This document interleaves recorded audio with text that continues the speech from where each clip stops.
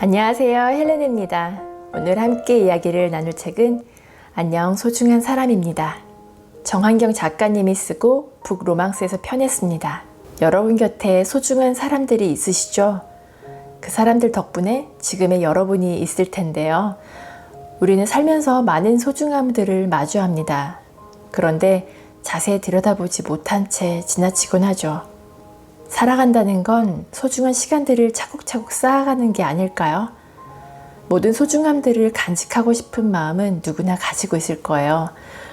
한때 소중함을 나눴지만 떠나간 사람들과 여전히 여러분 곁에서 소중함을 진행 중인 사람들, 그리고 여러분 자신에게 안녕 소중한 사람이라는 마음을 전해보는 건 어떨까요?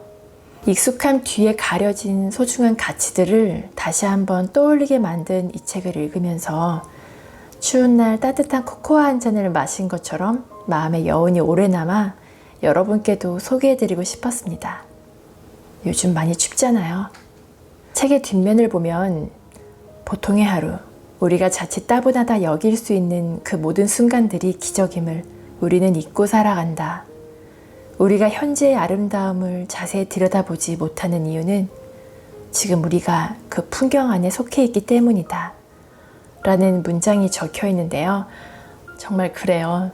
일상에 무뎌져서 소중함을 잊고 지내잖아요. 이 모든 게 얼마나 소중하고 감사한 일인지 일깨워주는 106편의 메시지가 이 책 안에 담겨 있습니다. 어떻게 구성되어 있는지 살펴보면요. 1장은 우리에게, 2장은 나에게, 3장은 당신에게, 4장은 사랑에게, 5장은 이별에게, 이렇게 소중한 대상들을 향해 5장으로 나누어져 있어요. 소중했던 사람과 소중한 사람과 소중한 나 자신에게 안녕이라는 인사를 건네는 거죠. 섬세한 감성으로 가득 찬 문장들을 읽다 보면 그때의 그 사람을, 그때의 나를, 그때의 우리를 한참 동안 생각하게 만듭니다. 많은 소중함을 떠나보냈지만 또 다른 소중함을 만나는 게 우리들의 삶이겠죠. 각 장에서 인상 깊었던 부분을 추려서 전해드릴 건데요. 1장에서는 이해와 공감, 위로, 추억에 대해 이야기해요. 저는 꼭대기의 수줍음을 읽으면서 한참 동안 고개를 끄덕였습니다. 숲의 나무들은 서로의 간격을 적당히 유지하려는 습관이 있어요. 자신 때문에 풀이나 작은 나무들이 햇빛을 못 받을까봐 적당한 거리를 유지하는 거죠. 이런 현상을 꼭대기의 수줍음이라고 부른답니다. 물론 자신을 지키려는 본능도 포함되어 있어요. 어찌됐든 나무들의 수줍음 덕분에 숲의 식물들은 조화롭게 살아갑니다. 사람과의 관계도 마찬가지겠죠. 가깝게 지내는 것만이 좋은 관계를 지키는 유일한 방법은 아닐 거예요.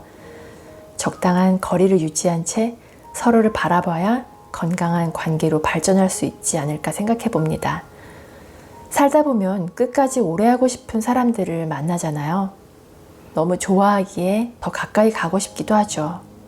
하지만 사랑이라는 이름으로 상대를 구속하는 게 얼마나 안타까운 일인지 잘 아실 거예요. 나무들처럼 우리도 앞으로 꽤 오랜 시간을 함께 해야 하니까 나를 위해서도 상대를 위해서도 우리는 서로를 향한 적당한 수줍음을 가지는 게 좋습니다. 저는 그걸 존중이라고 생각해요. 거리가 있어서 서운해하기보다 오히려 서로를 신뢰하는 관계라고 보는 거죠. 2장에서는 선택, 꿈, 외로움, 우울에 대해 이야기합니다. 저는 그런 사람이고 싶다를 몇 번이고 반복해서 읽다가 노트에 적어두었는데요. 이 부분 읽어드릴게요. 고난이 없기를 기도하기보다 일상의 소소한 행복을 찾아낼 줄 아는 사람, 생각과 다른 결과에 좌절하기보다 그 결과를 받아들이고 또 다른 미래를 꿈꿀 줄 아는 사람, 상대가 다가와 주기만을 기다리기보다 기꺼이 먼저 손 내밀 줄 아는 사람, 타인의 평가에 휘둘리기보다 스스로의 시선을 믿을 줄 아는 사람, 지나간 인연에 슬퍼하기보다 내 곁을 지키고 있는 인연들에 감사할 줄 아는 사람, 주저없이 표현하고 후회 없이 사랑하는 사람, 가끔은 이 모든 것들을 해내지 못하더라도 단 하나, 나를 사랑하는 마음만은 잃지 않는 사람, 다른 사람들의 평가보다 나 스스로의 시선을 믿을 줄 아는 사람이 된다는 건 정말 멋진 일이죠. 그렇게 살고 싶습니다. 또 공감하며 읽었던 부분은 상대의 몫인데요. 인간관계에서 쉽게 상처받는 사람들의 특징은 모든 걸 혼자 감당하려 한다는 거예요. 공감하시죠? 심한 말과 행동을 한 상대의 잘못을 생각하기보다 내가 뭘 잘못했지? 하며 자신의 문제를 찾는 겁니다. 관계 속에서 일어나는 오해를 혼자 풀어보려고 이 생각 저 생각 하기도 하고요. 관계를 돌보기 위해 혼자만 애쓰는 거죠. 그런데 기억해야 할 게 있어요. 모든 관계는 함께 만들어가는 거예요. 나만 참으면 돼. 내가 더 잘하면 돼. 라고 생각한다면 일시적으로는 문제가 해결된다 하더라도 결국 서로에게 상처만 남긴 채 관계는 끝나버릴 거예요. 성숙한 관계는 내 몫만 있는 게 아니라 상대의 몫도 있다는 것을 아는 겁니다. 상대에게 알려줬는데도 전혀 달라지지 않는다면 그 관계는 끝내는 게 맞겠죠. 그 사람에게 나는 더 이상 소중한 사람이 아니니까요. 3장에서는 상처, 서운함, 부족함, 조급함에 대해 이야기합니다. 당신이라는 존재를 읽으면서 많은 분들께 위로가 될 것 같았어요. 주변을 둘러보면 사회적 위치에 따라 자신을 바라보는 시선이 변하는 사람들이 있습니다. 이를테면 퇴사 이후에 자신감을 잃거나 이름난 직장에 들어가지 못해 자신을 비관하거나 남들보다 돈을 더 많이 벌지 못해서 위축되는 사람들이 있죠. 자신도 모르게 위치만으로 가치를 판단하는 겁니다.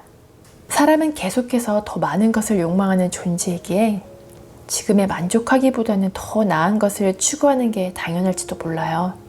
그렇다고 인생의 대부분을 남들과 비교하며 자책과 질투로 채우는 건 억울하지 않을까요? 사회적 위치가 우리의 가치를 결정짓는 유일한 기준은 아니에요. 우리는 어딘가에 도달하기 위해서 사는 사람들이 아닙니다. 왜 사는 걸까? 라는 질문을 하다 보면 이러한 결론을 내릴 수 있어요. 온전한 나로 존재하기 위해 살아간다. 배경이 만들어낸 내가 아니라 세상의 평가가 아닌 있는 그대로의 나를 향한 진심을 품고 사는 거예요. 걱정과 고민의 차이를 아시나요? 책에서 이 두 가지의 다른 점을 이야기해 주는데요. 그 부분을 읽어드릴게요. 미래를 두려워했다. 긍정적 결과보다는 부정적 결과를 먼저 떠올렸고 그로 인해 생겨난 두려움은 언제부턴가 내 안에 습관처럼 자리 잡았다. 나는 걱정을 없애기 위해 끊임없이 무언가를 해야만 했다. 나의 주의를 사로잡을 무언가가 필요했다. 그렇게 다른 곳에 집중하다 보면 조금은 마음이 편해지는 듯 했다. 하지만 그것도 그때뿐. 그 시간이 지나면 어김없이 두려움이 밀려왔다. 문득 돌아본 나는 보이지 않는 먼 곳을 바라보며 그저 두려워하고만 있었고 그 자리에 멈춰선 채 막연한 걱정만을 반복하고 있었다. 이러한 고민을 털어놓았을 때 아버지께서 스치듯 해주신 한마디는 나를 뒤바꾸기에 충분했다. 그곳에 무엇이 있을지 알지 못하는 것은 누구나 같단다. 하지만 그 사실을 받아들이는 태도는 전부 다르지. 때로는 걱정이 아닌 고민을 해보는 것은 어떻겠니? 미래를 떠올린다는 것은 누구나 두렵다. 누군가는 그 두려움에 무너지고 누군가는 그 두려움을 이겨낸다. 우리는 때로 아직 일어나지 않은 최악의 상황을 걱정하느라 앞으로 나아가지 못한다.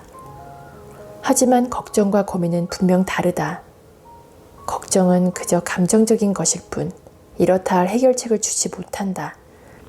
하지만 고민은 조금 더 이성적인 것이다. 더 나은 미래를 위한 설계이며 현재의 나를 똑바로 파악하기 위한 방법이다. 어찌됐든 우리는 또다시 내일을 살아갈 것이다.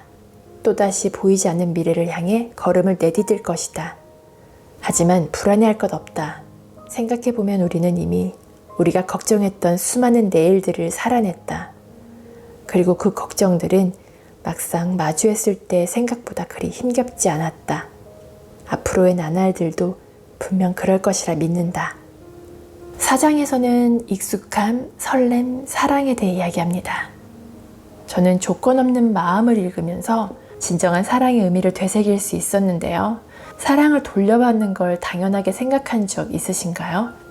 여러분은 원하는 만큼의 사랑을 받지 못할 때 어떤 감정이 드나요? 서운함을 느끼거나 상처받는 분들이 계실 거예요. 내가 이만큼 사랑을 건넸는데 당신은 왜 그만큼 주지 못하는 거야? 라는 질문을 하기 전에 단지 돌려받기 위해 사랑을 하는 건가? 라는 생각을 해보는 건 어떨까요? 사랑 때문에 아프지 않는 방법은 딱 하나입니다. 돌려받는 것이 사랑을 건네는 목적이 되지 않는 거죠. 대가를 바라지 않고 누군가를 사랑하는 마음이 건강한 마음입니다. 그러려면 사랑의 결핍을 타인으로부터 채우려 하지 않아야 합니다. 연인의 사랑에 만족하지 못하시나요? 그럼 사랑을 갈구하지 말고 먼저 나를 사랑하세요. 가족 간의 애정에 불만을 느끼시나요? 기대를 낮추고 나를 사랑하세요. 친구나 동료에게 서운할 때도 마찬가지예요. 여러분의 마음을 채울 사람은 결국 여러분입니다. 자신을 사랑하세요. 내 마음이 채워져야 바라지 않는 사랑을 할 수 있습니다.